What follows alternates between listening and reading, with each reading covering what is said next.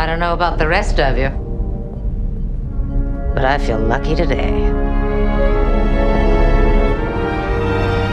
Here's to the finest crew in Starfleet. Engage. Watch your back, son. I'm Luke.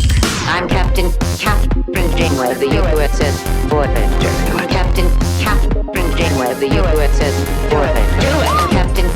Welcome to the greatest generation. It's a Star Trek podcast by a couple of guys just a little bit embarrassed about having a Star Trek podcast. I'm Adam Pranica. I'm Ben Harrison. Ben, I've been so sick. Yeah, man.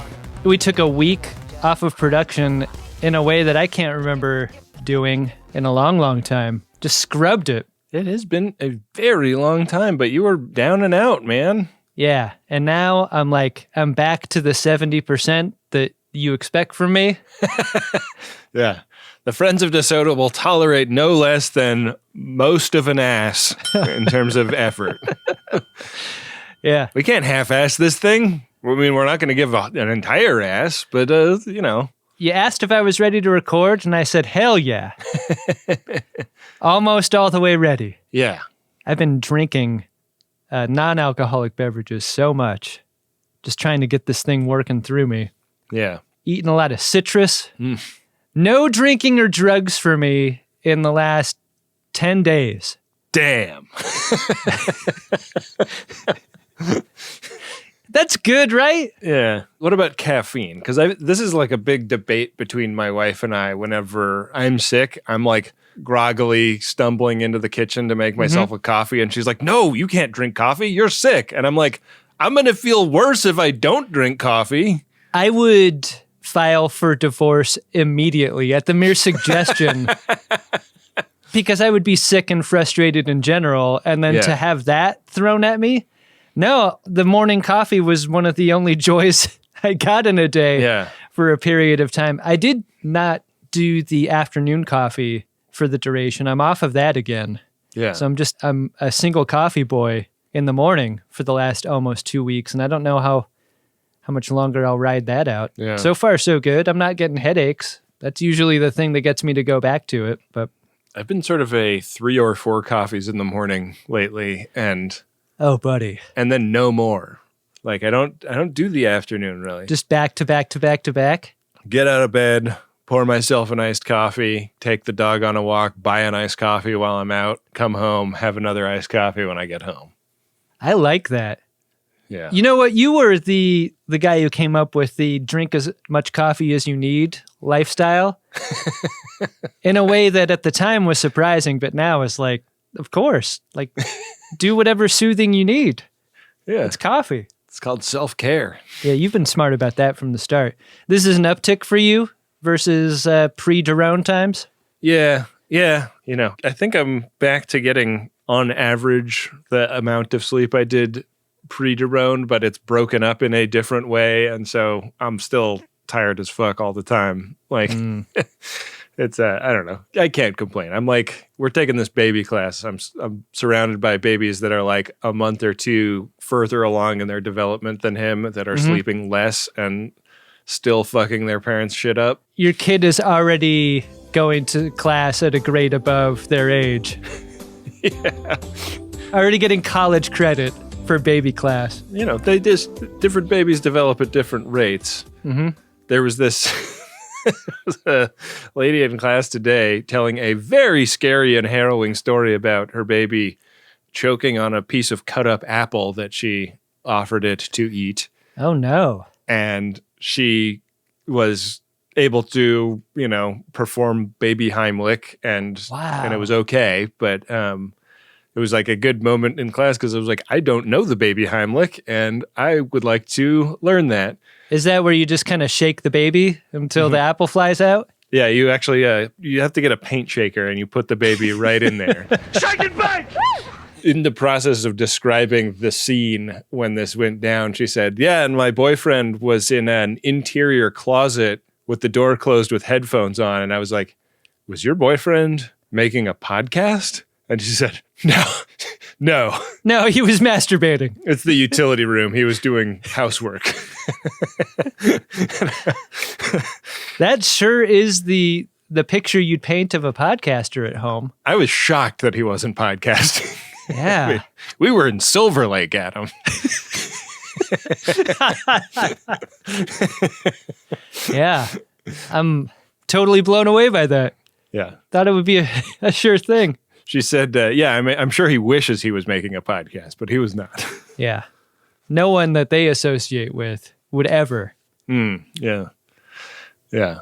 Speaking of media from Los Angeles, Okay. something showed up in the Warning Bois channel in our Uxbridge Shimoda corporate Slack. Oh, yeah, I saw this. Oh, you want slack? I'll give you slack. What are you doing there? This is private property. We're to be faithful to you, Captain. Who are you people? Warning Bois is a segment from our other hit Star Trek podcast, Greatest Trek, where we, read out things people are saying about us on social media. We invented the segment just in time for Twitter to become kind of a problematic place to be giving shout outs to if it wasn't already before. So it's, a segment we have lots of weird misgivings about. But this really delighted me. This was from at RobTVLA, the account of Rob Hedrick, who makes TV. He literally has the website imake.tv. It's amazing. Yeah. It's not as good as podshop.biz, but it's a pretty great handle. It's pretty great. And there's like a Emmy at the top of Rob Hedrick's website. So Oh. Rob Hedrick is like, on the path to EGOT. I mean, you're on your way to We Got. Yeah. If Webby Right. is a part of it. Yeah. But is also a friend of DeSoto and made this wonderful stinger for a McLaughlin group that I will play now. From Los Angeles, The Greatest Generation, a Star Trek podcast from a couple of guys who are a little bit embarrassed to have a Star Trek podcast. For almost a decade, the wittiest minds, best dick and fart jokes, the drunkest talk. Isn't that great, Adam? This really blew me away. I love it, and I can't wait to use it more and more. I love when Friends of DeSoto make things that we can use on the show. It's incredible. It sounds so much like the show. Yeah. That's the best part. Yeah. Like, did this voiceover guy do the intro for the real McLaughlin group? I really love it. And, what I hope it does is maybe inspire more people to make sound effects for the show. Yeah. I'd play things like that during our Marins. I absolutely would as well. I mean, we were trying to start like that rap beef with Jordan Jesse Go. Uh-huh. And as far as I can tell, nothing has come of it. So far, both of the rap beefs that we've instigated with other shows have not gone anywhere. The first, of course, being with Mission Log. Yeah. The second being with Jordan Jesse Go. Yeah. Did people call into 206-9844-FUN?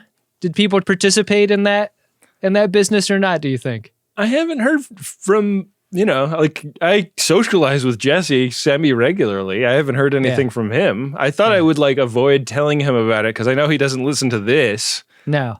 And I mean, you know what? You could probably make him listen to it if you're out there and you pull a clip. You maybe play that into a phone that you dialed 206-9844-FUN. Maybe play that into the receiver, and that's how you'll know Jesse's listening. I'm worried we didn't give a specific or clear enough ask to the Friends of DeSoto for what to do. Of course not. Yeah, just flooding the lines. But, on a more positive tip, sending in your own drops. I love it. That are read by professional voiceover artists and are, credibly produced. Man. Yeah. I could go for that. Stick that in my veins. Every day of the week. Yeah. Pretty solid work by Rob Hedrick. Yeah. Thank you, Rob. We're surrounded by Robs, aren't we? I know. All the great Robs. All sides. Hey, speaking of robbing, Adam, the Star Trek Voyager does some robbery in the... That's right, Ben. Did I say the Star Trek Voyager? Yeah, you did. The Starship Voyager does some robbery in this episode. Sure does. Let's get to this heist episode of Star Trek Voyager, Ben. It's season 5, episode 15, plus possibly 16, depending on where you're watching this episode. Yeah. It's called Dark Frontier. Revert course. Unless you've got something a little bigger in your torpedo tubes, I'm not turning around. And the cold open is on a Borg's to-go container class starship. This is the sort of thing that you take a hot dog back to your seat in or something. I had lozenge class in my notes, but I like to-go container class a lot. I love this thing. Yeah. This is definitely a sandwich container of some kind, maybe. Yeah. The Borg have detected a vessel, and the Borg are going to who-ride. Mm-hmm. And they get in a Star Trek fight with the Starship Voyager, or the Star Trek Voyager, as I like to call it. Hey, leave that kind of wordplay to your wife. She is better at it than I am. This fight does not go well, Enterprise. No, there's a quick FaceTime that we get, and all of this is really POV of the Borgs. Yeah. The Borg's boilerplate we've heard a million times, but the reaction that Janeway's got on her end is very much a like, fuck you, if you want to fight, we will kind of response. You've scanned our vessel. You know we can match your firepower. It is very interesting to see a Star Trek space battle from the Borg POV. Yeah. Especially when the torpedo gets beamed aboard. Do you think the confidence comes from being confronted with the to-go box? Yeah. And that's where this is instead of like the whole cube? Yeah. What even is that? Does that come out of the sphere and the sphere comes out of the cube? Like what kind of ship are you flying, man? Yeah. A torpedo is beamed aboard this Borg's to-go container and explodes before that one drone that thinks to defuse it can do it. How many torpedoes do they have left at this point? Is this their second to last torpedo? If you're sure that the torpedoes you have can do something like this is a torpedo well spent. Yeah, no, I mean, hard agree. But they're getting down to the point where they're just beaming over shuttlecraft and exploding those. Yeah, beam over a shuttlecraft, set the warp core to go critical. Just tell them it saves you money, buster. That'll do it. Big win for the Voyager. Janeway orders a salvage operation in case there's anything in the flotsam that they can use. Yeah. And after the theme, we're in the cargo bay where a bunch of that debris has been brought. There's coffee in their propulsion system. Anything left? Yeah, it looks like they're sort of trying to piece back together the wreckage of TWA Flight Borg 100. I liked it, but also very, very sad picture comes to mind of that plane patched back together. We make a genocide joke and you laugh and laugh, but something bad befalls an airplane. Yeah. You get genuinely sad. That's me. Weird. The thing the captain picks up in this scene looked like the instruments that Stanford was trying to bring on their adventure on the underwater planet. We will not need them. This vessel is equipped with a complete sensor array. Oh. Yeah. Was that the same prop, just reused? I don't know. I mean, the picture that Harry Kim paints of this thing and what it did moments ago is hilarious because I love not having to do an effect because dialogue has described it as having already happened. Totally. An effect that, like, I feel like they are capable of selling in this era. Like, right. Some of the creature effects that they're doing digitally in Voyager at this point don't really hold up. But I think like Sphere walking around on Spidey legs would have been just fine. I looked up what happened to this prop, and it was briefly listed on a prop auction. Yeah. The details said that it did not come with arms and legs. Oh, so you couldn't even glue them back on? No, it was Borg's globe only. Huh. That seems like it would lower the value, like if you tried to sell it at auction. And yet there was a bit of a bidding war at the end, and you know who won? Garrett Can Wong. I guess? That's who I was going to guess. You better not get into a bidding war over a prop with Garrett Wong. You're going to lose every time. 10 times out of 10. Yeah.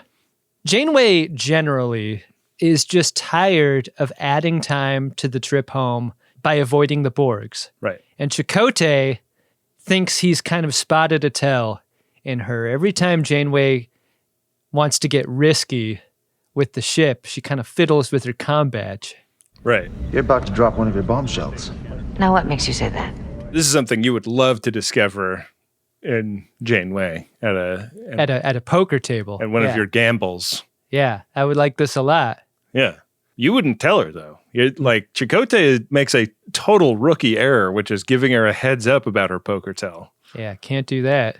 Makes you think about all the other times he hasn't seen her wanting to get frisky about anything. Yeah. Like, Chakotay is like, I've never seen you fiddle with your comm badge around me before. Yeah. It indicates an interest in risk-taking behavior that would be unusual for you and me. Remember that time I carved you a whole entire bathtub? I don't think you've fiddled with your comm badge once. I'd like to fiddle with your comm badge. You won't let me. The doctor is super excited to have found the medical arm of a medical drone. I didn't know that the drones were that specialized. I guess that makes sense that they have different equipment for different types of drone. This is the Peltzer Pocket 6-Bay that the doctor has picked up. Laser scalpel, biomolecular scanner, microsuture, all rolled into one instrument. It shoots all sorts of lidocaine all over the cargo bay. Yeah. It's just a great big mess. But it's in a paste format, and it's like, why? Yeah. What they really want, though, I mean, as excited as the doc is, what they're really looking for is a transwarp coil. Yeah. And they didn't get that, but they did get some data that could lead to a transwarp coil. Valuable stuff could be on these data nodes, like where the Borg's ships are going to be. Like, their deployment would be really useful information for Voyager because it could speed their journey along if they're not being so dodgy about it. That would be delightful. After a long day of sorting through Borg's junk, Paris and Kim go to the mess hall to kind of unpack all that they did on the previous shift. And they want beers with Neelix to celebrate his big idea about the whole torpedo beam over situation. Yeah. What a shock that Harry Kim was the guy that came up with the idea of putting the torpedo in the Borg. Something about it reminds me of being in the womb. What up, Harry? Who are you? Harry Kim. Parents must be very proud. Who are you? They come as a pair. Who are you? Harry Kim. Who else is she supposed to get chummy with? Harry Kim. And your mom? Very proud. Who are you? Harry Kim. Chummy. And your mom? Very proud. Harry Kim. Who are you? Harry Kim. Paris really steps in it by celebrating a little too hard about putting all those mindless drones out of their misery when Seven walks in. It's a real yikes. Yeah. Yeah, I mean, if Seven can be liberated from the collective, I mean, at great effort and tremendous risk to the Voyager crew, but if she can be liberated, you can't talk like this. Yeah. Yeah, I mean, another ugly depiction of XB sentiments just sucks. You don't think Seven's feelings can be hurt? Yeah. But they clearly are. If you prick her, do nanoprobes not fall out? Yeah. In the ass lab later, Seven takes her angst and like puts it to good use, I guess, by showing Janeway and Tuvok, you know, all the deployments of the Borg ships across the region. Yeah. This is kind of a retcon, right? Like, didn't they just like totally leave Borg space behind a while back? Thought so too. But now they're like in the thick of it, and Borg's cubes are everywhere, and a big hazard to navigation because they're always trying to, you know, fly serpentine to get around them. But they come up with the location of a sphere, and this sphere is fucked up. Yeah.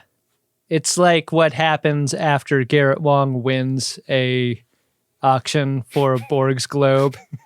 Yeah.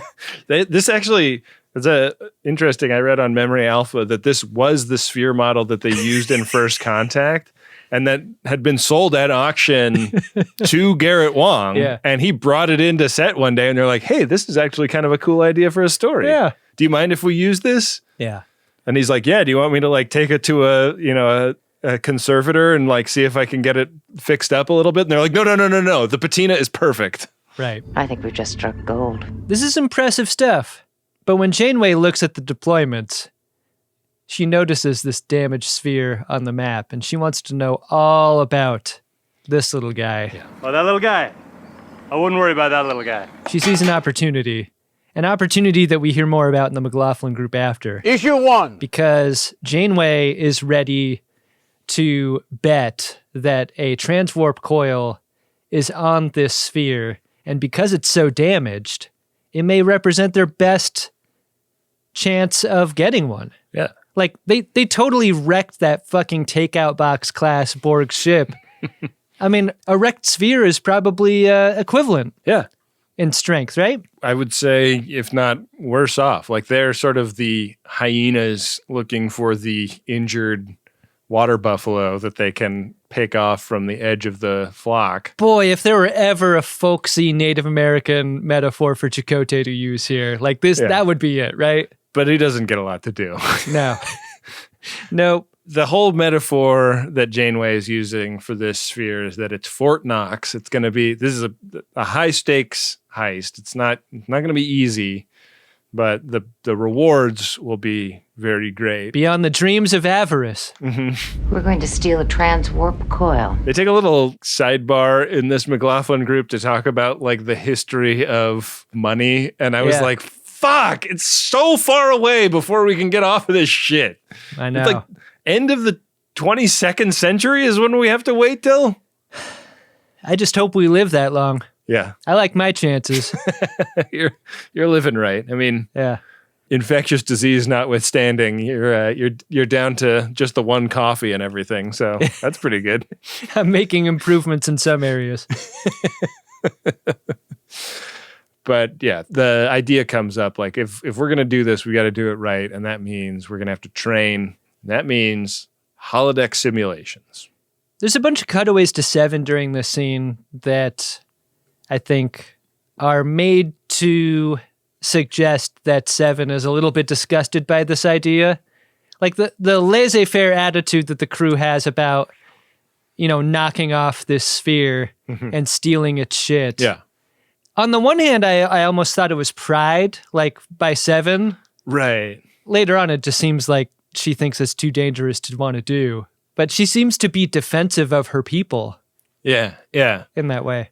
But, Captain Janeway comes from a school of thought where you do not neglect the balls. I think it's time to do a little assimilating of our own. I know you don't want to do it. Do it. Coffee black. Make it yourself. I'm trying to help you see this as an opportunity to grow. Make it yourself. There's kind of a one-on-one between Seven and Janeway in the ready room. And Janeway has a bunch of materials that Seven's parents have gathered. Yeah. And this seems to be germane to the mission ahead. Like, if Seven wouldn't mind just looking through these materials that she could have looked through the entire time she's been aboard, maybe you'd give us some intelligence useful for what we're trying to do here. Yeah. She saved all this stuff, and this is all like the logs of the USS Raven. And, Seven thought that she would have to confront this stuff nevermore, but that's not going to be the way. So, this is a bit of an argument, but... You wouldn't like it if I gave this mission to Chakotay, would you? That would give him something to do this season. And Seven's like, fuck no, give me those logs. Yeah. So, Seven has some weird feelings about that too. Like, the thing that's amazing about the USS Raven is that they tracked a Borg cube for a long time, like 3 years. Right. And that could give them a little edge. And Seven's like, well, it didn't work out great for them in the end, but Janeway wants her to really give it a look over, so she finally agrees to it and stamps out of the room. I'll have Neelix bring you those very personal logs. In a Rubbermaid tub full of iPads. This next scene in the cargo bay is great, because Neelix is like, I too know what it's like to grieve a dead family. Yeah. And I actually have nothing of them left to hold on to. They were vaporized on some science experiment. They didn't make an anthropological study of a murderous, hegemonizing cybernetic race. Right. So I don't really have anything to remember them by. Yeah.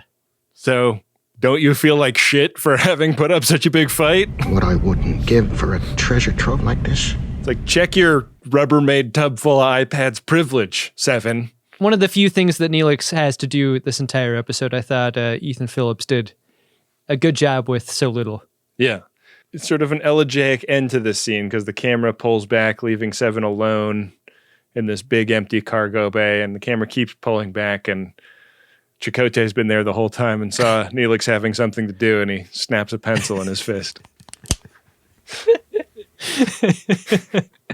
It's flashback time, Ben. Flashbacks? A series of disjointed images in my mind. I was frightened. I felt fear. We flash all the way back to the day before the Hansons leave on their mission to study the Borgs. Mm-hmm. And Adam, Seven, is Seven!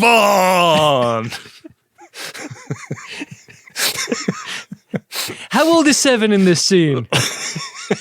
8? If you like pina coladas, bring it on! You're not allowed to play with Daddy's Borg Cube model. No. That's no good. No. Magnus Hansen starts telling her about how they're about to go on this big adventure. A moment, though, like the playing with the cube, though, that really foreshadows everything that follows. Like the innocence with which they approach such a dangerous subject of study. Yeah. Are we going to see the Borg? If we're lucky. The anger that Seven has over what her parents did is so fucking legitimate based on this scene. Like, yeah. Magnus is incredibly naive, incredibly willing to risk the safety of his entire family for his stupid career. But they really don't know. Like, Seven has the benefit of the knowledge of what happens after, but like, this is gorillas in the mist shit. Like, this is really like just going out in the field studying an animal you don't understand. But critically, an animal that like carved a section of the saucer of the Enterprise D up. But this predates that, doesn't it? Does it? Yeah, I think it does. But they didn't know about the Borg before that. But it was all like hearsay and rumor and innuendo. Like there was there was nothing concrete. Huh. Well, anyways, they head out on their trip, and we get like field notes in lieu of captain's logs from the perspective of Magnus Hansen. And his wife, Erin. Yeah, she's also there. And they talk about like the people that they worked with back in the A-Quad having, been very worried about what they were doing, and they kind of brashly ignored those warnings and kept going. Our colleagues obviously think we are insane. Yeah, I mean, they've broken a lot of rules to get as far as they have, and they're kind of running out of fuel at this moment in the mission. In a way that the Voyager often is, like often is like shit, like we got to pull over for deuterium now because there might not be another exit on this highway.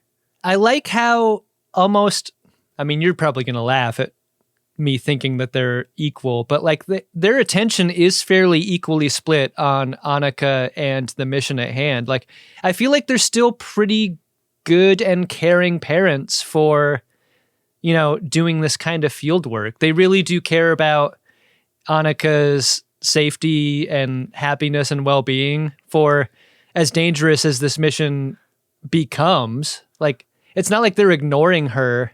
Right. Yeah. During. I'm just saying, like, maybe leave the kiddo at home. Yeah.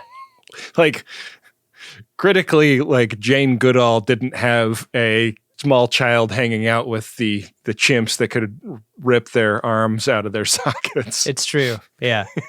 Yeah. She had better sense than the Hansons. She took that risk on herself, as did the Gorillas in the Mist lady. It's past Annika's bedtime, and sort of like a kid wants to stay up and watch TV a little later. There's only one channel on the ship, and it's showing the Borg cube. Yeah. That's nearby. They are sneakily dropping in on the Borg cube. 129,000 life forms on board. Yeah. Mama pajama. They are greatly outnumbered, and luckily this is a cube that has ignored the Raven.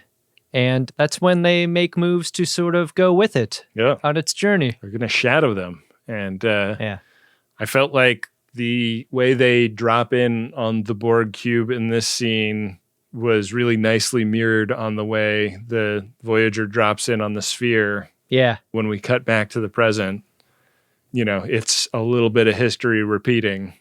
But this is a simulation, right? This is them practicing for the away mission. Right. On board, we've got Seven and Janeway walking through. They're armed. They've beamed onto the sphere, and they're ignored by the drones that are on there. And Tuvok and Harry Kim are in another section of the ship. Yeah. They're looking for the transwarp device. This is a 90-minute episode, and we didn't even get the scene where Chakotay was like, how about if I go on the away mission? And the captain was like, no, Chakotay, I've got to do this myself. Like any heist film, you will be the wheelman. The getaway driver is the most important part of any heist. If you're lucky, you'll get some scenes working a grill at Bud Court's restaurant. Well, what are you waiting for? If you're lucky. Sounds great. Kim's brought the explosives. That's his job, the demolitions expert. Mm-hmm. Everyone works together to set the charges and open the case where the transwarp drive is contained and get the hell out of there. But when the clock runs out, it's clear that they only have a finite amount of time to do this. And when the Borg start to notice their presence, they got to start shooting. And their escape is foiled when the Borgs hitch a ride on the transporter beam back to Voyager. So that ends the program, and it's a game over on the holodeck. And they're like, hit me again! Yeah, hit me. Come on, let's go. I thought that the set looked so great. Yeah. The interiors, like they shoot them all super low, which I think bespeaks a really high degree of difficulty in set design and lighting, because that means all of your like film production shit has to integrate with or not be present on the set. Yeah. Your life is so much easier when you can rig the ceiling for what you need. So the lighting in this is all like practical, which makes it feel more real. Like it feels like the camera could turn any which way and you'd still be on Borg sphere. It's really nice. Yeah. They're 12 seconds long on their mission, and Seven says, well, my parents were on a Borg ship for hours before being detected. There's got to be a reason for that. Yeah. So the next step is not going to be keep practicing and try and shave off seconds. It's going to be try and refine the tactics, try and figure out something that we can do to extend the time before, the popos show up. In the Top Gun Maverick version of this episode, Chakotay goes into the holodeck and like does it himself to prove it to everyone that it can be done. He gets those 12 seconds back. Yeah. And buzzes the tower just to rub it in. Yeah. But Chakotay doesn't get anything to do this episode. Negative, Ghost Rider. The pattern is full. That's a fantasy. Our course is locked in. Good. Listen to me very carefully, because I'm only going to say this once. Do it. You know who does get something to do, Adam, is Naomi Wildman. Yeah. She is not sleeping well because of all this conversation about the Borgs. Yeah, she's having Borg mares. When she sees Seven in the alcove, she has a lot of childlike questions about the Borgs. And these are questions that seem familiar to Seven in this moment. They really echo the concerns that she had as a similar age of tot.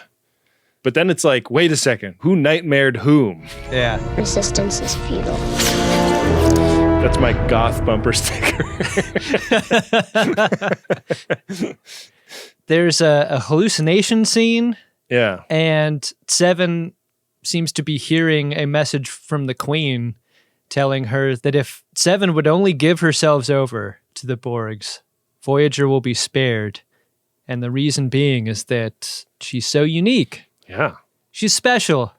And that's got to feel nice to hear. Yeah. It's like a parlay. It's like, if you rejoin the collective, here's the deal.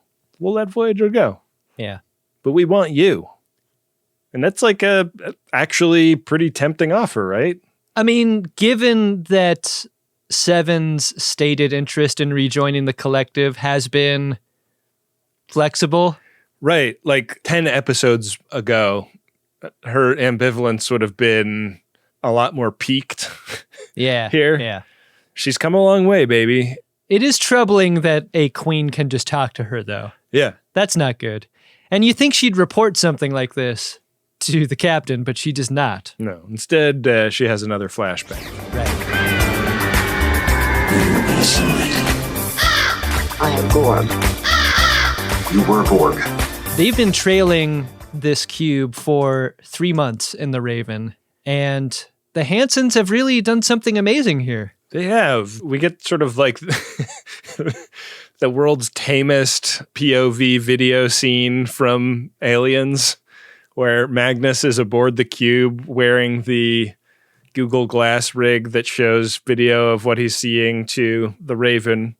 Annika and her mom are like sitting there watching him, and he's like literally doing Gorillas in the Mist style, like observational biology of Borgs in the Mist. I mean, I think we could almost retire that comparison in favor of kind of a Grizzly Man comparison, given what happens at the end of this, right? Yeah. Like the nicknames are the big tip off for me in that way. Like they've got fun nicknames for all the Borgs that they've encountered, and they've gotten to know them in that way. Bill and Needle Fingers just arrived. Well, in this scene, he's watching them take apart another drone, and he says, "You must never watch the tape of this." I won't, Magnus. I won't. He has like his own little mobile emitter thing, and it starts to glitch, and that's like the thing that he's using to conceal his existence from the Borgs. So we cut back to the present, where Seven is like explaining this device to another McLaughlin group. Issue 2. About the way it can kind of camouflage them aboard the ship. And it's Tuvok and the Doctor working with her on, so like we can make some of these, and they'll have to be like specially tuned to the people that are going on the away mission. But this is actually tech that we can reproduce the praxis of. It's another example of the Doc really getting the tone all wrong in a conversation with Seven, though. Because the Doc's attitude about this being an example of how far she's come is like not what this moment should be about. And like it kind of forces Seven out of the room, super pissed. Yeah. And kind of like really up in her feelings about what her parents did and how that affected her utterly. And around the corner, she kind of is overwhelmed by the anxiety of all of it. The Doc like often doesn't notice when he steps in it like this. Yeah. Yeah. I thought that the camera work on this was really nice because they go to like a handheld moment when she walks out into the corridor, and it really adds to the kind of like, this could turn into a panic attack if I don't get some air kind of a feeling, in a really well executed way. It's interesting that the Doctor steps in it so often in this way with people, but I can't remember a scene where he's ever apologized for it, right? Like there's a very human quality to the desire to make it right after you socially fuck up in this way, and he doesn't seem to have that instinct. Yeah, and it's also sort of understandable that it's a blind spot for him personally because he wasn't raised. So when he like makes comments about the way people were raised specifically, it's coming from a place of like a total detachment from that as an issue. These are colors to his character that I really wish were shaded in a little bit better. Like that he's really not self-aware at all. Yeah. For him to make himself into a tutor for Seven in any way is just ridiculous. Yeah. Anyhow, this little freak out sort of sends us back toward the away mission, and the captain pulls Seven for another chat, and this is where she breaks it to her that she's pulling Seven off of the away mission. You're only going to take pictures. You will not engage the Borg. Photographs? Just photographs. If you find Borgs over there, you're just supposed to leave them. I have to stress because they have so much technology. They have better weapons. And we believe that the mind is the best weapon, but they don't. And they believe that weapons are the best weapons. Chakotay, get me something cold. This is a huge blow to Seven because she had always assumed that she would go on this mission. Yeah. And for Janeway to sideline her because of behavioral issues of anything it's a real slap because Seven thinks that the mission's going to fail if she's not on it. Well, and also her sub is B'Elanna, and she's like, it's like my behavioral issues are a bigger issue than her behavioral issues? Yeah. Are you kidding? Have you seen her behavioral issues? It's deeply insulting. But I thought for sure this would be the moment where Seven would bring up the hallucination or like the communication with the Queen. Yeah. As maybe a useful bit of information. And it's part of what obscures what side Seven is on for the rest of the episode, is that she has that opportunity and she doesn't until much later. Well, she doesn't, and it sort of feels like she doesn't because of the decision the captain is making. Like, if she brought it up now, then it seals the deal. She's not going on the mission, but she could have contextualized it as a strategic advantage. Maybe. She could have, but I feel like it's riskier than playing the tack she does, which is just arguing like very vehemently that she is like the safest and best choice for this job and speaking persuasively along the simplest path she can to convince the captain to reconsider. Seven doesn't give up the idea of her being on the mission. She's like, Captain, I know it sounds risky to put me on the mission. And she reaches over and like kind of touches Janeway's comm badge and kind of twists it a little. Fiddles with it. I know you're occasionally interested in taking risks like this. And Janeway's like, stop touching my comm badge. She grabs Janeway's hand and makes her touch her own comm badge. And then she touches her own comm badge with her other hand. Scene gets a little steamy. Yeah. But we cut away before we find out what happens at the end. But not before we learn that Seven is back on the team. Yeah, back on the team. This is convincing. Yeah. It works. Very persuasive. That little comm badge gambit really did the trick. Yeah. So now the Borg are detecting a shuttle. Yeah. And I was thinking about how between the simulation of the mission sequence and all of the flashbacks, like this episode has 3 different kinds of storytelling overlapping. Yeah. And at this point I was like, okay, is this a simulation? Is it a memory? Is it like, something that Seven did as a drone? Is this the next thing that happens in the actual story and we're just seeing it from a different perspective? It's complex. Which is it? You really need to stay with it as a viewer. Yeah. This is pretty high level stuff for what is essentially a TV movie. You got to ignore a Brat style shuttle, right? It's not going to pose you any harm. That's not a threat. No. This is a threat. It's a threat to your sense of value when you buy an automobile. The new Subaru Brat, inexpensive and built to stay that way. It very much is that. Chakotay is fucking shocked that the Borg don't consider this a threat. And he's like, do they know how explosive these things are? Yeah. Their plan is dependent on the Borgs paying attention to the Brat-style shuttle.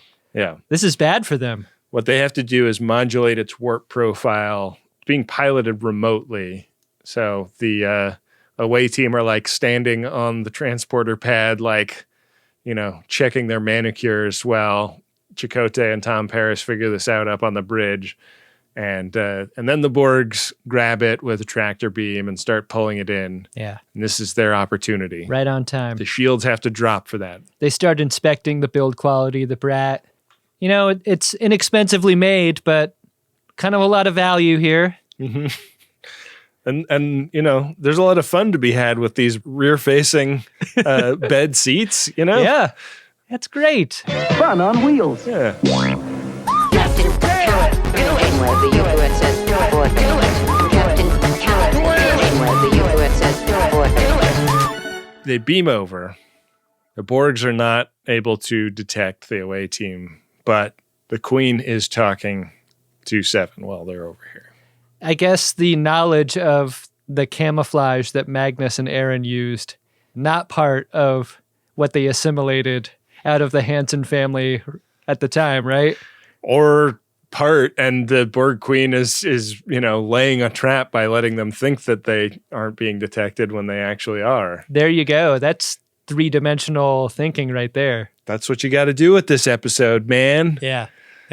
So we've seen this before. This is, a replay of the same raid that we saw, which kind of made it seem really condescending when Tuvok tells Harry where to put the explosives. It's like, yeah, Tuvok, I know. I've done it 15 times.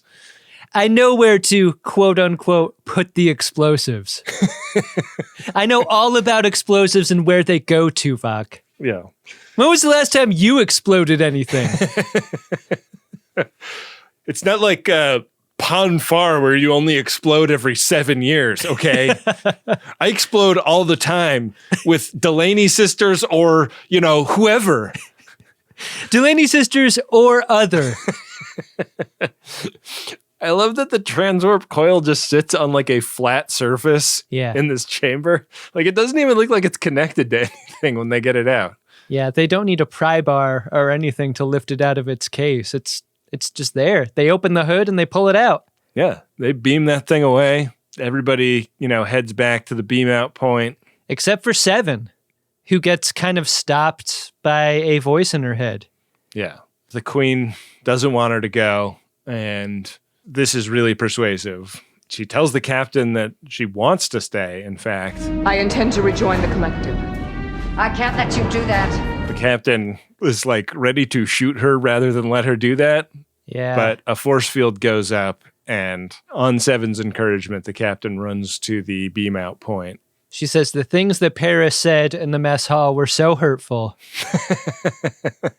There's no way that she can continue to serve on the ship. Yeah. She's going to go where she's appreciated. She's taking her talents to Borgsville. Yeah, just an absolute blow to the people of Cleve Voyager. Right. So it does seem like these bio camouflage gadgets that they've been wearing are not really doing the trick anymore.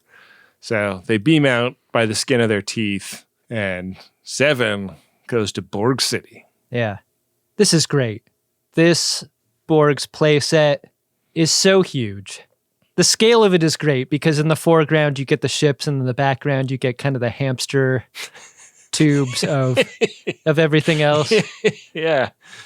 Yeah, totally. Like, unclear how any of this works. Yeah. I like that they have public transportation, though. Like, there's a train thing that goes by in one of the shows. Yeah, I like that a lot. Yeah. And, you know what the dream is? Getting on one of those Borg trams and knowing for sure no one's going to be, like, doing a speakerphone call on their phone or like playing their music too loud or whatever. It's going to be so quiet. There aren't going to be 3 Borgs that get on with a boombox and say showtime and like start fucking swinging around and like nearly kicking an old lady in the face. It's really the dream. Yeah. But downside, Adam, no churro salesperson on the platform. Yeah. Seven is taken right to the Queen. Yeah. Right away. It's a really different vibe from Best of Both Worlds, right? Because it's not like, she's not like dazed. She's not being like led around with an arm. Yeah. In somebody's claw. Yeah, it's true. She's given kind of free reign here. And she watches the Queen get assembled. Yeah. Which is pretty fun. It's a totally different spin on the Queen assembly that we got from First Contact. Yeah. The Queen does still like come decolletage up is biological. The rest is technological. Yeah. I really love the kind of post-assembly shoulder rolls she does before greeting Seven. Yeah. Yeah. I mean, she gets a little stiff when all her body parts are being kept in different parts of the ship, you know? Yeah. This moment feels like where the ep would have split, right? In a typical 2-parter. I think so. This moment, like the greeting of Seven. Yeah. Would smash to be continued credits. Yeah, and we were really confused about this because in the Apple TV version of Paramount Plus, they do present it as though there are 2 discrete episodes. And then if you click into Dark Frontier Part 2, it tries to sell it to you for $2. But if you click into Dark Frontier Part 1, it's the full 90 minutes. They want their $2. What do you get for your $2? Like, was it ever aired as 2 separate episodes? Besides a subscription to a newspaper, I don't know. I don't know what $2 gets you. Yeah. Should I buy the $2 episode and just see what happens? I don't think that's good pod. Yeah. Did you recognize who played the Borg's queen here? Susanna Thompson, right? Yeah. Lenara Khan, Jadzia Dax's love interest. Whoa. So the Borg's queen kissed Jadzia Dax. Damn. And then turned into a Borg. Wow. I like it.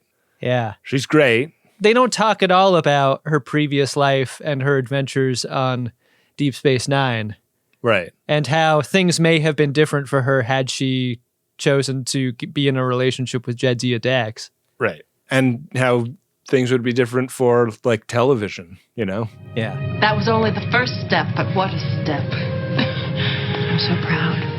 I'm so proud. What did you think about the fact that they didn't really revisit the design of the Borg Queen for this? Like, it was so striking to me watching this episode in the era of New Trek where, you know, every kind of loaf is taken back to the drawing board for, you know, the new shows. And we have seen a Borg Queen as depicted in New Trek as well.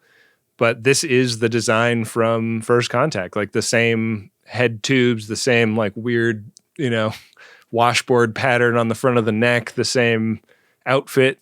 Do you think the show is trying to say that this is the same Borg Queen by making those choices? And that you're just going to have to accept that a different actor is portraying her? Or that the collective like just makes a new queen when an old one gets exploded, or when an old one gets its spinal separated from its skull. Yeah. That's such a weird bit of merch that Star Trek sells. Like Star Trek sells the skull and spinal column of the Borg Queen. Yeah. As a thing that you can put on your desk or whatever. Yeah. I saw that they auctioned the skull and spinal column from the movie off separately. Uh-huh. And just like some random person got the skull, but the spine went to Garrett Wang. Oh, wow. He's got to be upset about not having completed the set there. Yeah, and not able to glue it back onto the skull. Yeah. The Queen doesn't like Seven's makeover. Hair. Garments. And also admits that Seven's life on Voyager was all part of her master plan. Yeah. But before I tell you any more about that, why don't you go take a nap over there and we could talk later? I don't know how anyone could sleep after this news. Yeah. It's crazy how interested this episode is in everything else besides the idea that Seven was manipulated the entire time into doing this. Like, this is not interrogated hardly at all. It doesn't seem like it would be very easy to sleep after getting news like this. Yeah, I mean, the idea that you've never had free will since being assimilated, basically. Did you really think we would surrender you so easily? Right, like that show The Americans, Seven was sort of a blend-in character, but like I guess wasn't informed so that her misgivings about being liberated, quote unquote, from the collective would read as authentic. Mm-hmm. She'd been through a lot of adventures with this crew at this point. Like, yeah, it's a pretty staggering revelation that all of that was as a like long-term play by the Borg Queen to learn up one of her drones on like what makes humans tick. Yeah. So that the Borgs will be more successful the next time they take the fight to Sector 001. The Queen was like, we tried it once before with Locutus, but God, he was so weird. He did not live a normal life at all. Yeah. And his childhood? Are you kidding me? I would rather have not known about that. Yeah. Like very traumatic in retrospect. And yeah. You would never get that from meeting him, you know? Yeah, that's just it. He doesn't seem haunted. I mean, we had to assimilate him to know. I mean, that's on us, okay? That's us. The hauntedness of his distinctiveness is not something he wears on his sleeve, you know? Yeah. I've got to get that Platinum? Get that Lobe enlargement. I've got to get that Platinum? Would not. Are you planning a heist? gold. Watch your back shot. Good to see you again.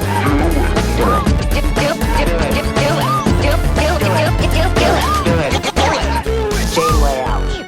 Another person who knows all about Seven's inner life is BLT, who on Voyager has revealed that she has read through all of Seven's personal databases in order to get the transwarp conduit kind of up on its feet. Yeah. As a piece of tech. She's plugged this donut into the warp core. The captain is in a not great mood. Yeah. Despite the fact that this transwarp coil seems to be integrating well. She's like, I don't see what Kim's crush on Seven has to do with you getting this device working. Why are you telling me this? She takes great umbrage with this. Like, Seven's personal logs have no bearing on whether or not BLT can get the transwarp conduit working. Yeah. And Janeway is very cold about this at BLT. There are protocols for observing privacy on this ship. What if she'd brought BLT on that away mission? They wouldn't be having this conversation right now. It's true. Yeah. So she goes down to the cargo bay, which is a real beehive of activity. A lot going on down there with the relics that they got from that hot dog container that they destroyed earlier. Yeah. They got all this Borg's crud laying around, and they're kind of done with it. Yeah. And Neelix asks the question, you know, like, well, what do we do with the alcove?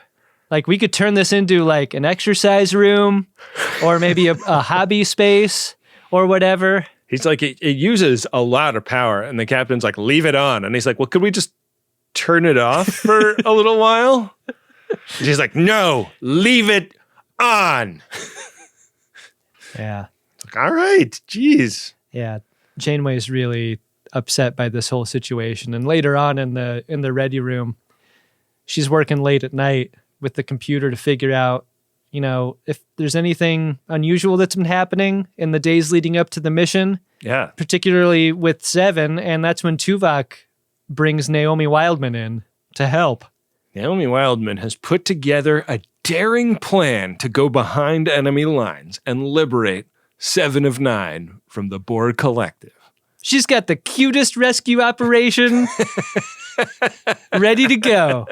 You created this plan all by yourself? Yes, ma'am. Captain is, game for this. Very sweet with Naomi. She really gets into, like, the nuts and bolts of Naomi Wildman's plan. Yeah. Janeway's like, so you're saying we replicate thousands of fodder stuffies. And much in the same way as we should be operating with our security forces, we just beam them into the room where Seven is. And then we beam thousands more around the cube where she's being held and fly a shuttle among them, like from the perspective of the mosquito.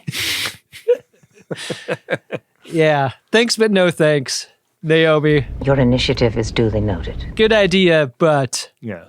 But while they're having this conversation, the computer finds something. The captain has been checking out, like, random pulses and signals that have hit the ship in the last few days, and she's pretty sure what she's found is a signal from the Borg that went to Seven's quarters.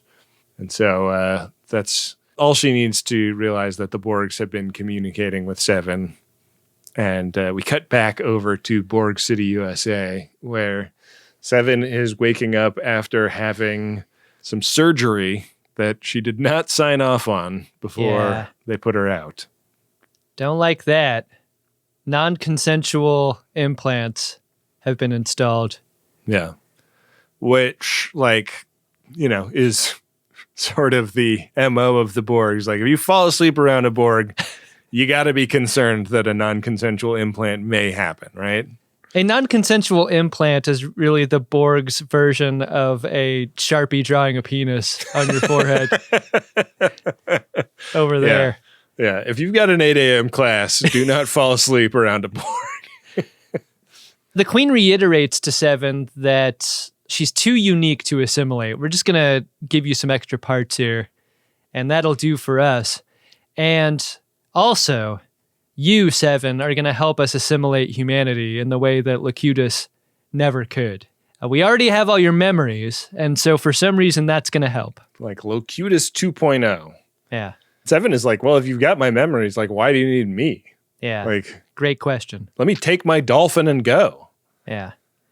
But the banger that's dropped on them kind of interrupts their conversation. And it leads to a kind of assimilation hunt that Seven is invited on. Yeah.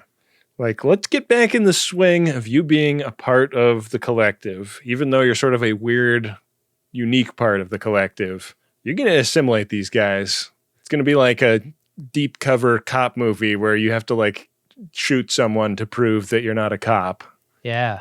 But we don't see that in this moment. We flash back where the cube that the Hansons have been following got some exchange drones aboard. Yeah. Like the cube swaps them out from time to time, and they're studying these new guys, and they're doing a kind of tag and release program with the drones, and it's clear that one of or some of these drones have been in touch with the Queen. Yeah. This guy is the tertiary adjunct of Unimatrix 1. Right. We've heard that before. Yeah. I mean, this is like a brief flashback, like They get this guy aboard the Raven, though, right? Like the special drone, and they look through his logs. I can feel the poop. It's warm. It just came from her butt. Yeah, and then they like clip the GPS tracker to him and beam him back before anyone notices he's missing. And we crossfade back to the present where the captain is in her captain's shirt and Chakotay is showing her where the signals that they detected going to Seven have been emanating from. Yeah. They've found the location of Borg City. I like so much that Chakotay is the guy that Janeway runs her ideas off of.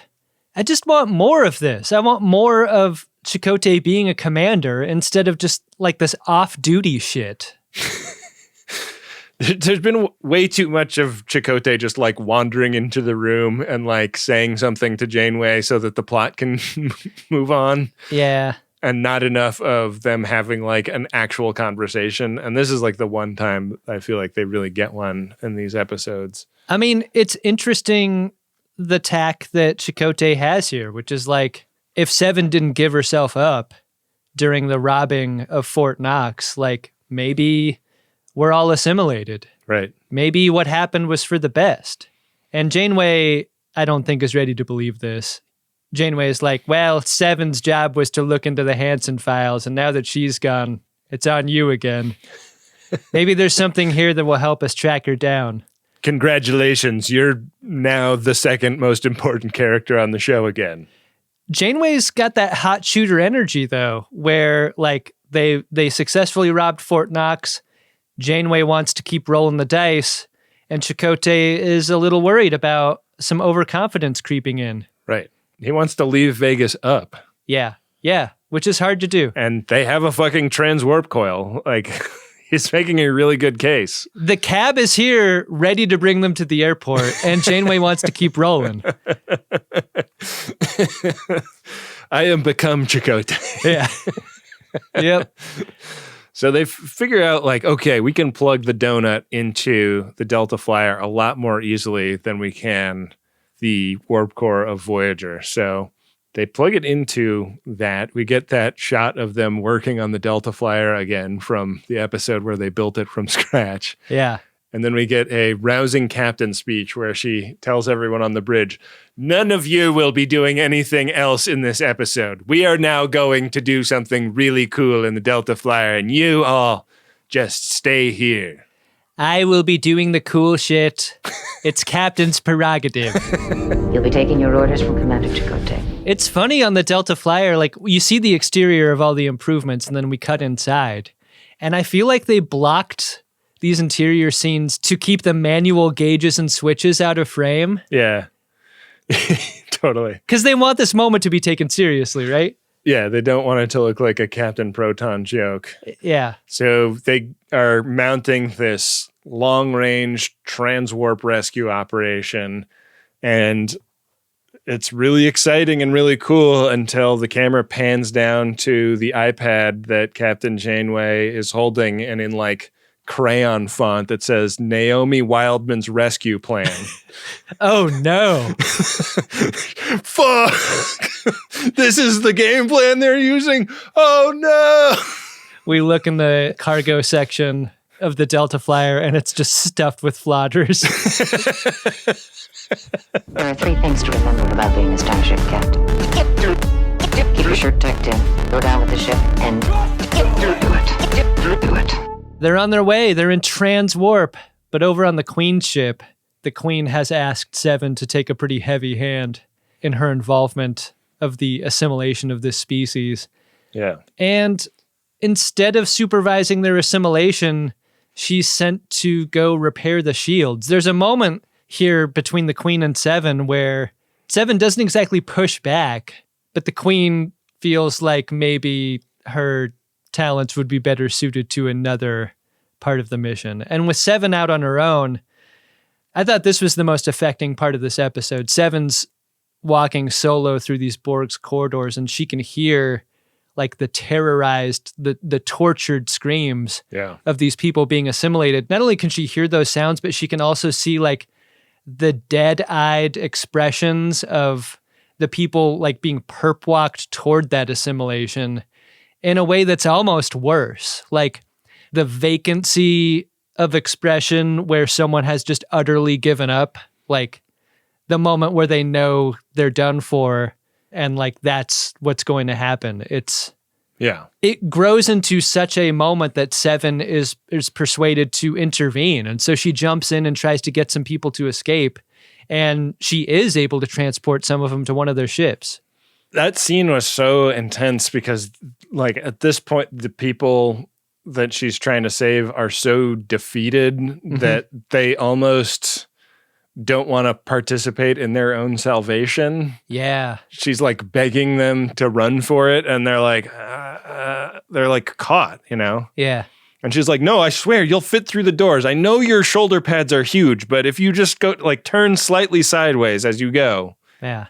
The exterior shots here are great too. Like this entire sequence is super strong because not only do you see, you know, how beaten these people are individually, but when you see how fast their species fell, you know, the pieces of their giant defensive armada totally broken in front of them. Yeah. And so fast.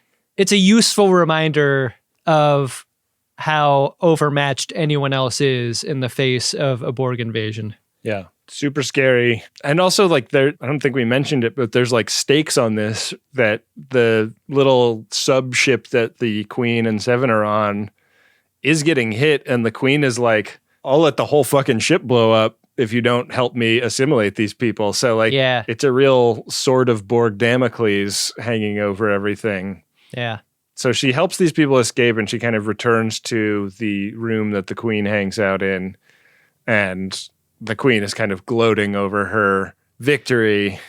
The Queen's like, Seven, I know you're new, but I got a surprise for you. Employee of the month, 7 of 9. Let's bring in the sheet cake. It's a cellular peptide cake with mint frosting. Delicious. The grocery store that I go to has a employee of the month area. It's like a 2-floor deal. Like there's an upper floor and a lower floor in this grocery store, and it's right at the escalator. So I see it every time I go because you have to take the escalator down to check out. And it drives me fucking nuts because it's like July of 2021. This dude was the employee of the month, and it has not been updated since then. No. When is somebody else going to get the recognition?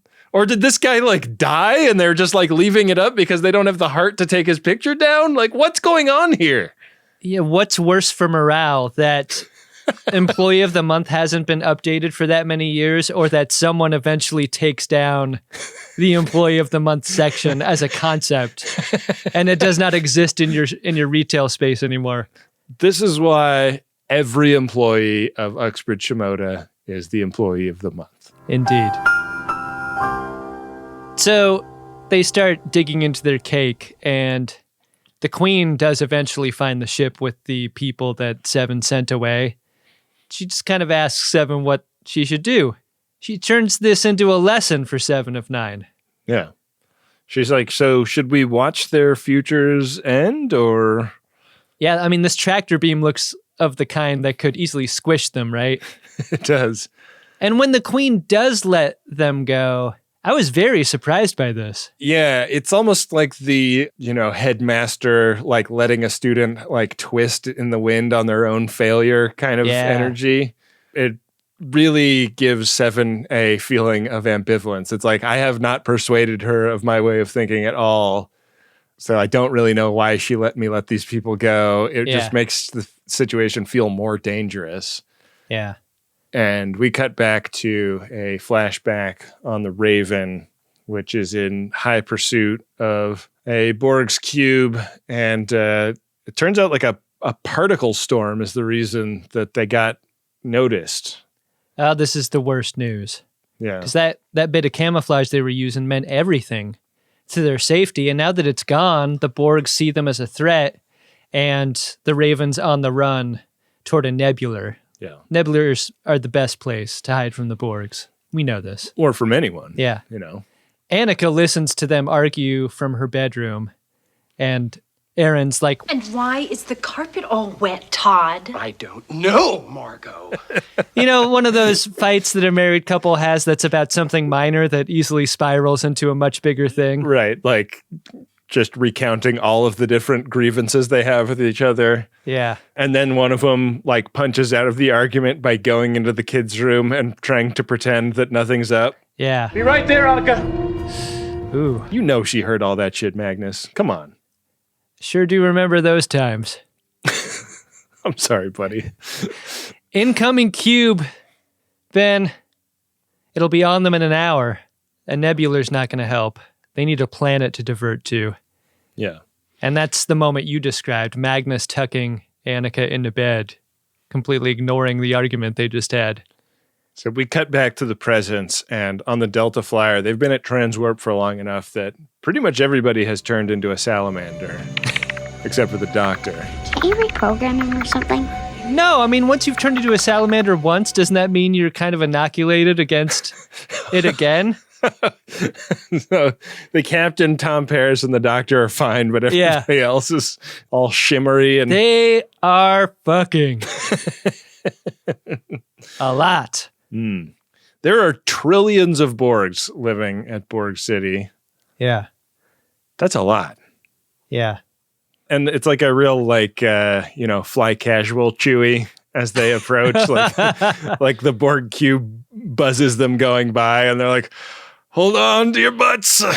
Yeah. And they're not getting noticed. Fine. I really like this episode, but I would say if there's one part I could have used a little more of, I wish this were scarier. Yeah.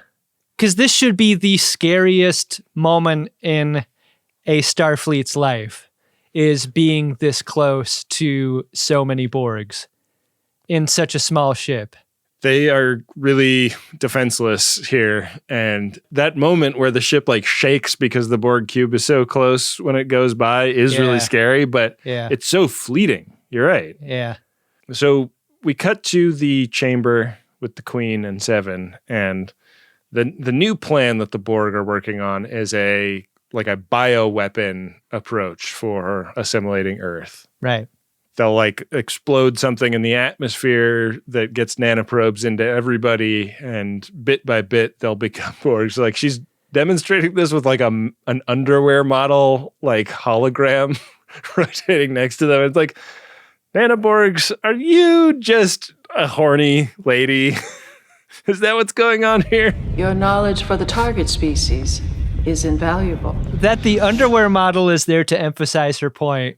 A point that doesn't need emphasis. You know what humans look like, right? If you don't remember, here's one. Oh, yeah. And what do they look like not in clothes? Right. Centuries ago, they used to distribute entire catalogs full of humans who look just like this. Yeah. And if you needed to like take the edge off before going on a date with one that you were really excited about, you would look at that catalog and spend a little time by yourself. Yeah. I'm giving you an order. I'm giving you an order. Is that understood? I'm giving you an order. I'm giving you, and you have just crossed the line. If Seven resists helping the Queen with this plan, she will be turned into a drone. And this is a moment of Borg chicken here, right? Like, help us, or what makes you unique, we won't care about anymore. Yeah. Help us or be drone. We'll make a drone of you again. Yeah. And there's sort of like a circle of drones that draws closer to Seven. And they're going like, fight, fight, fight, fight.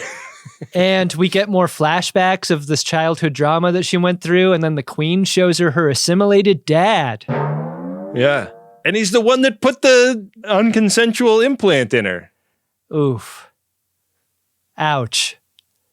Insult to injury. Yeah. The plan that the Delta Flyer crew had up to this point was to communicate with Seven, to get a message into her. And now that they have Seven located, those messages have been blocked. Yeah. And their shields aren't like working anymore. Like the BQ is aware of them. You know, like they can remodulate, but it's not, it's guaranteed not to last for very long, just based on what we know about the Borgs. Right. And she says that, like, in this scene, like, yeah, like, we assimilated all of the ideas the Hansons had about hiding from us. So, yeah. Duh. I wanted so much more in this scene with her dad. Like, it's just a quick cameo to twist the knife. Yeah. But, like, when Seven is eventually rescued, there is no mention of him being over there. Right. Like, could they have liberated him also? Is her mom also there? I had those same questions. And in an attempt to like make you feel the pain of that moment, I think that's where the episode has to go. But as it is, this is a heist within a heist. Yeah. I thought more and more as the Delta Flyer approached the middle of this Borg area, how much of a mistake it was to bring the EMH and his mobile transmitter on this mission. Yeah. Like, think about the asses of the Borgs if they leave that behind. They will get fucking huge.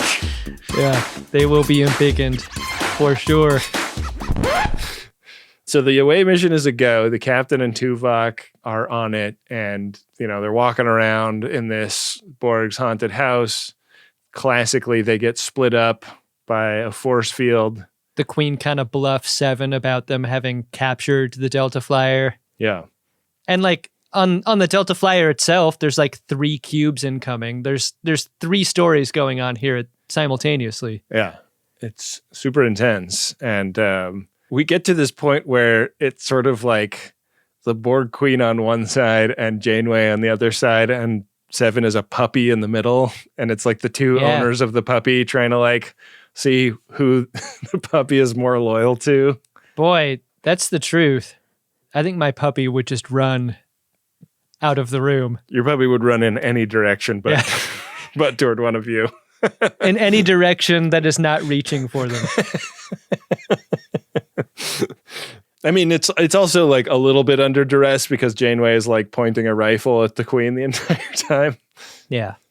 Seven tries to hit the Queen when Janeway appears, and then she plays torpedo chicken with the Queen. Janeway does. Your weapons are useless. Don't be so sure. And that kind of gets the Queen to back down. So Paris at this moment is like trying to beam them out, but there's a Borg's scattering field stopping him from doing it. Yeah. And Seven is like trying to get it dropped, but the Borgs adapt, and Seven tells Janeway where to aim her phaser rifle in a mosquito type of way that allows them to be beamed out. Where's the supplest flesh in this room to suck? And she knocks out the force field. Seven and Janeway get beamed out. Borg Queen, not as pissed as she was when the Phoenix didn't get shot, right? Right. Yeah, very much so. Delta Flyer tries to make its getaway, but there are cubes in hot pursuit. And we get like a transwarp dogfight where they're in this green tunnel and the cubes are shooting at them. They can't shoot back because their weapons are down, but also because, like, give me a fucking break. That's a cube. I love that the queen has got a diamond-shaped ship. Yeah. That's fun. Yeah. You know, she stole those diamonds from another culture. Oh. As many queens are wont to do with their diamonds. The Delta Flyer has had bangers drop down at Sufficient to mess it up so badly that in order to make it back to Voyager, they need to sacrifice life support in order to make it. And this is a trade that Janeway is almost enthusiastic about making. Like, her attitude about this does not quite fit the moment. I mean, I think it's just weird because everybody else is like yelling, you know, techno babble at each other. And she's like, I'm really excited about turning off life support. And maybe if it gets any more dire, I'll give the order to destroy the ship. But first, I'm going to drag my fingertip along this new implant on Seven's neck. I'm going to use my other hand to kind of twist my comm badge. That's how you know I'm feeling frisky. I can't believe Chakotay tried to talk me out of rolling these dice one last time. I've got at least another 15 minutes at the craps table. Listen to the dice hit the felt on the craps table. Oh, that's nice. We cut over to Voyager, and BLT has picked up the conduit opening. And on the Delta Flyer, no one has passed out. Yeah. I was promised a pass-out scene. As soon as you sacrifice life support... That you just fall. And the bodies hit the floor.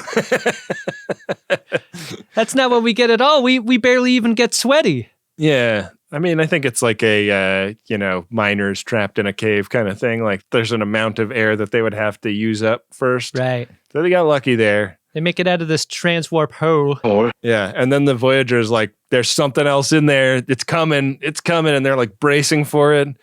And then the hole opens and it just like shits debris. One of the great Chakotay fires. Yeah. Of the whole series. He's the best. He's my favorite at saying fire. Fire. He gets a great moment here. Was the debris from Nana Borg's diamond ship? I think so, yeah.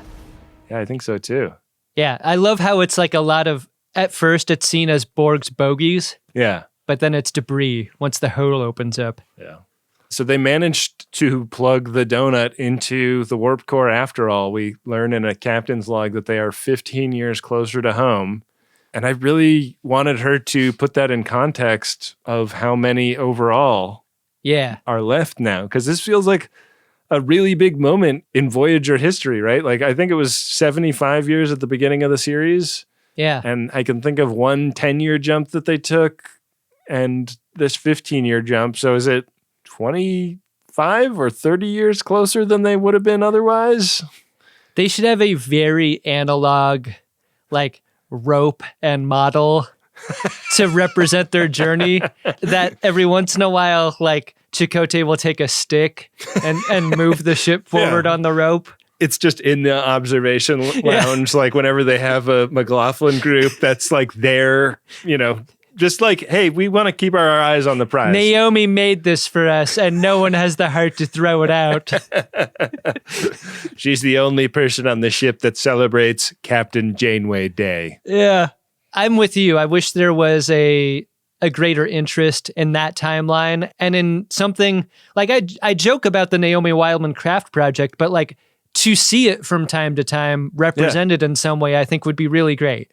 As would the amount of torpedoes they have in the hold. Like right next to that, maybe like a modified battleship playset where they pull a pin out every time they fire a torpedo. So you can just visually see how many are left. Yeah. Yeah, we consult that from time to time. Did you like this episode, Ben? You know, I'm really easy to get along with most of the time. But I don't like bullying, I don't like threats, and I don't like you. I really liked this episode. This is, a very long episode of our show. Right. For a very long episode of Voyager. I think that the what about her drone father and drone mother question is really well taken. It's not a good look for Seven to not care, I don't think. Yeah, and the fact that there's that checkout conversation at the end where, she says I, don't understand humans yet. Seven is to a way less extent than Data, sort of the Pinocchio character of the show. And that is sort of what that scene is about. But the fact that she isn't even curious, that her anger with the choices her parents made is not complicated at all by the idea that, their bodies are still there. Yeah. Is a little bit frustrating. In the way that it is a very human instinct to need a body in the event of someone's death, in order to grieve them. Right. That's an aspect to this that's totally absent in a very unique way as the Borg species go, Right.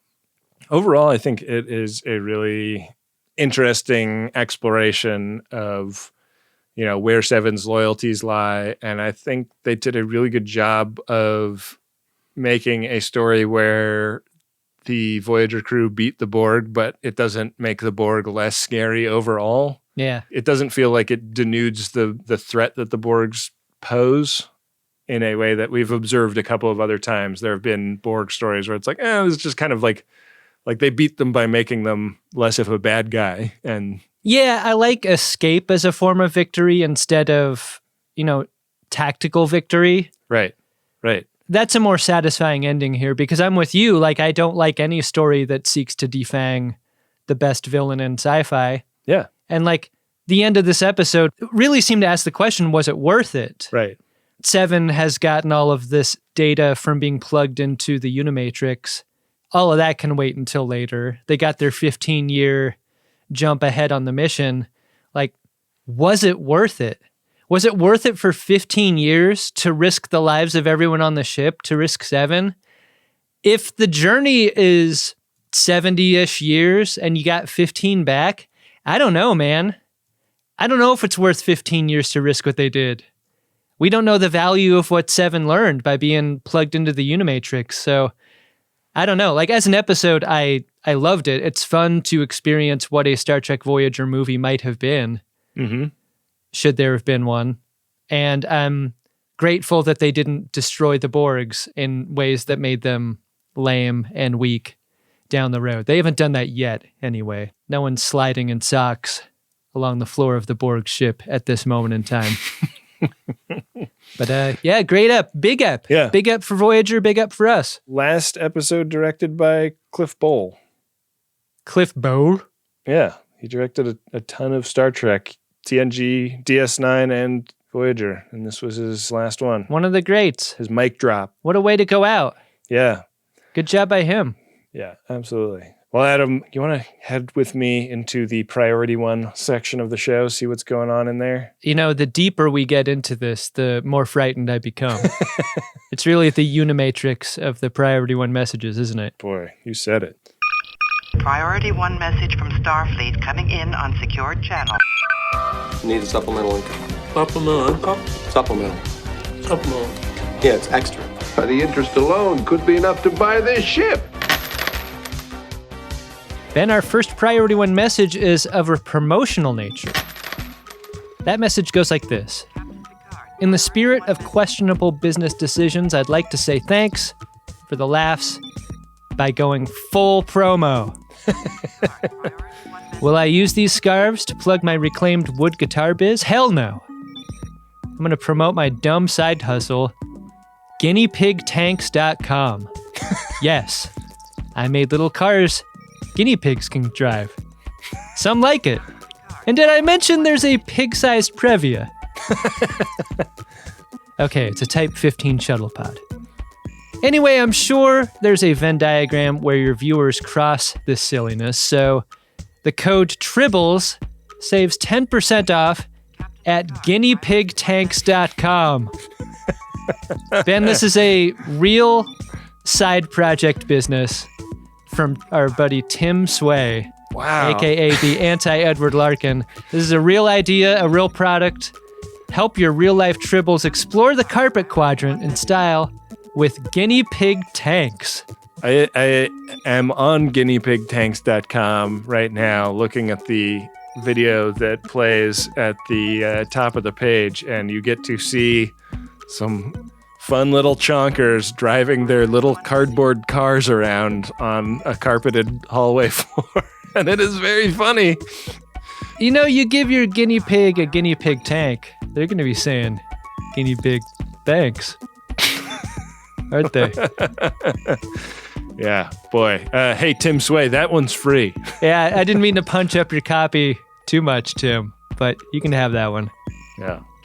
Man, this looks great. Hope you experience the greatest gen bump for your promo message. A lot of guinea pig owning FODs out there in our audience. Our next priority one message here is from Adam, and it's to Adam and Ben, and it goes like this.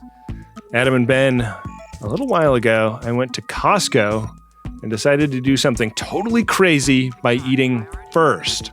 Hell yeah. I felt like such an innovator. I should have known that I was walking in the footsteps of Costco giant Adam Pranica.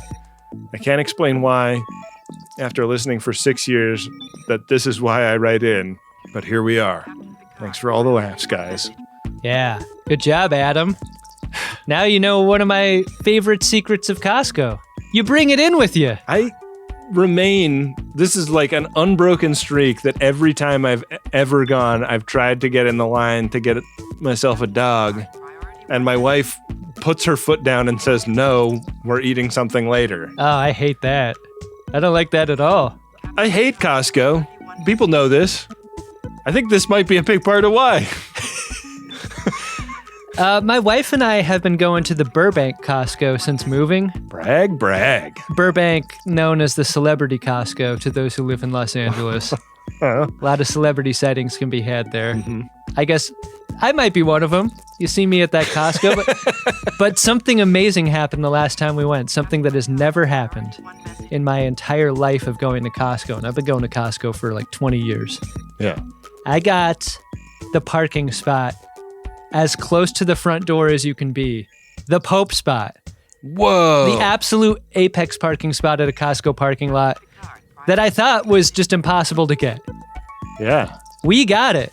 Wow. And I just wanted to keep my car parked there for days.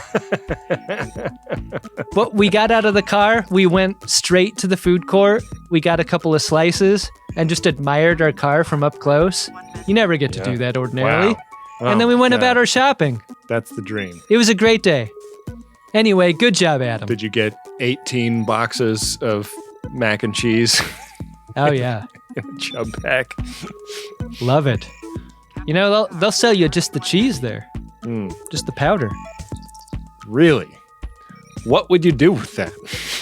Oh, you'd put it on your good pasta. I'd take that powder out and I throw it away. Wow. And make real cheese sauce for my mac and cheese. You were never a kid, were you?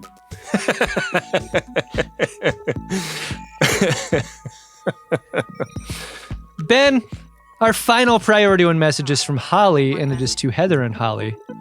That message goes like this. Happy 39th. The last one was from Adam, and it was to Adam and Ben, and this one's from Holly, and it's to Heather and Holly. What's going on here? I think we need to blow in a message to our buddy Danny at Max Fun to see what's going on here. Are we in the Matrix or something? Holly writes, happy 39th birthday to me and my actual real-life twin sister, Heather. Whoa! Who is a recent recruit to the pod. Dang! I am so happy to have an actual, in real-life friend of DeSoto. I had to throw some scarves to celebrate. We might be 40 by the time you catch up and hear this message, but hopefully it brings you as much joy as it has brought me. Ben and Adam, for the win! Man, twin sisters Heather and Holly, listen to our show. Yeah. I think this might be the first twins I'm aware of listening to the show. We got a lot of types of FODs out there. Yeah. And twins.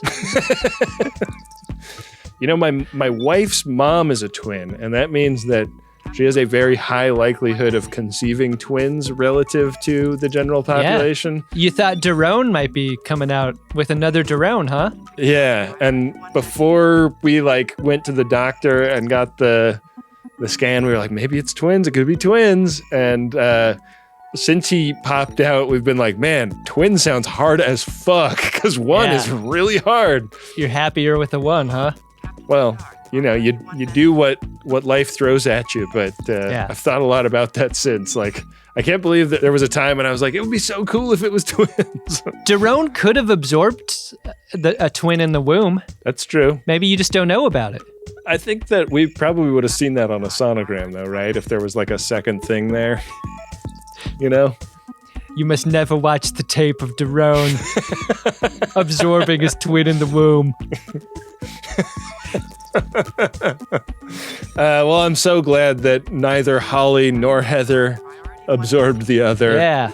And I'm so glad that the Friends of DeSoto keep getting Priority 1 messages on the show, even though they come out very, very long after they purchase them. If you'd like to get a Priority 1 message, head to MaximumFun.org/Jumbotron and set one up today. Hey, Ben? What's that, Adam? Did you find yourself a drunk Shimoda? Incredible. Drunk Shimoda! I gotta give it to Magnus Hansen.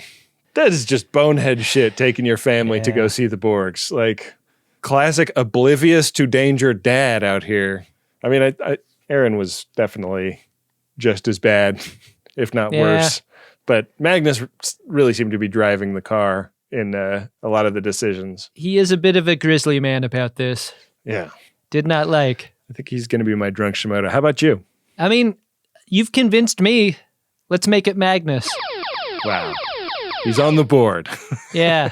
I think he gets 2 votes. Maybe we'll run into him again, depending on whether or not there's another rescue mission launched for Dear Daddy. I was trying to remember. I know there's more Borg stuff to come in Voyager, so we may yet have another Magnus moment, but I liked these actors that played Seven's parents. I really developed an affection for them over the mission.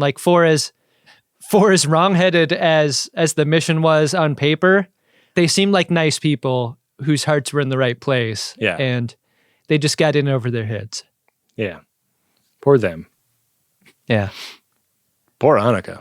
Yeah, the credits to this episode instead of the Voyager theme is that do whoop do whoop do.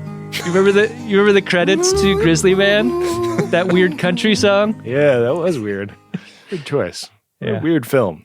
Yeah. All right, Adam. The next episode is Season 5, Episode 16, Dark Frontier, Part 2. The Borg Queen welcomes 7 of 9 back to the collective in hopes that her knowledge of humanity will help the Borg assimilate Earth. We just watched that. Oh, shit. All right. The next You just episode... totally teleprompted that. Do you even know what you just said? Get fucked, San Diego. Oh, great Odin's Raven. Is it episode 16 or episode 17 is the question. I mean, the disease is the next episode, and I believe it's 17. Why don't we call it episode 16? Because that's what it's going to be listed as on most streaming services people have access to. And then for the rest of the season, I'm going to have to remember to subtract 1 from the readout I have here. You know what? Just take it up with Memory Alpha if you've got a problem. It's not us. I think Memory Alpha agrees that it's the next episode. Memory Alpha says the next one's 17. Really? I'm looking at it. All right. Yeah. All right. Well, the next episode is Season 5, Episode 17, The Disease. Without medical clearance, Kim becomes involved in a love affair with a member of the Vero species. Finally, another what has Ensign Kim gotten his dick into episode. I love those. Yeah. It sounds like he's doing it raw dog this time. So yeah. That'll be intense. Adam, do you want to head over to gach.biz/game and roll a bone and tell us how we will be watching that episode? Ben, I'm over at the Game of Buttholes, The Will of the Caretaker, where our runabout is currently on square 40. A couple squares ahead. Brone Zone. Mm. And then if I were to roll a 6, Coco No No Ep. That's not going to happen. You're required to learn as you play. Roll. So I got a couple of options there. I'm rolling the die. I've rolled a 1. Chula! Did I win? Hardly. We're on square 41. Saving those possibilities for you. Cool. What a shock. Yeah. That's what I do. Somebody ran the probabilities of that a long time ago when the game of buttholes was only a couple of seasons old and found that you rolled an improbably high number of 1s. I feel like if we went back through now, it would still be totally insane how often you roll a 1. It really is. It seems statistically improbable, yet here we are. Wow. Well, a regular old episode would be a delight.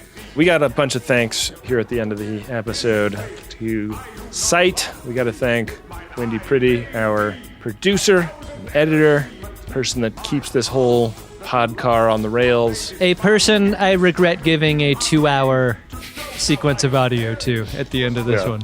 Sorry, Wendy. We got to thank Bill Tilley, the card daddy who runs the @GreatestTrek social media accounts. We got to thank Adam Ragusia, who recorded all of the original theme music for our show based on Dark Materia's original Picard song.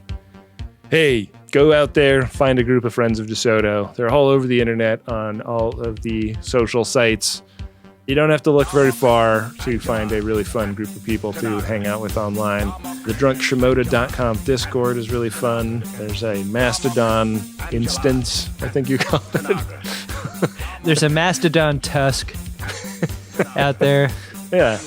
And if you want to go talk to other Tuskmen, that's where you go. Sure. It's just a delight to see all the friends of DeSoto out there having fun on a week-by-week basis. Yeah, friends, not just in name only.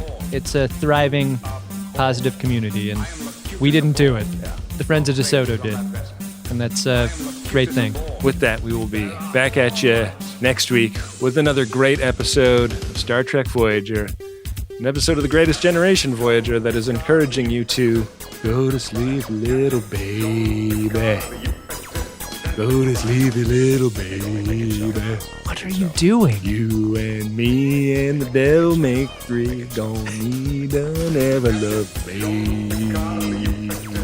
You sing that like someone who's been singing it a lot.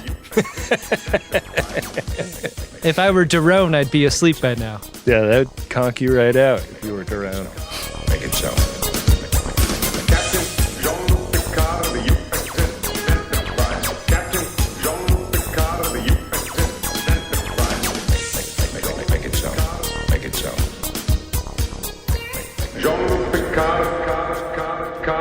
Nice work, everyone.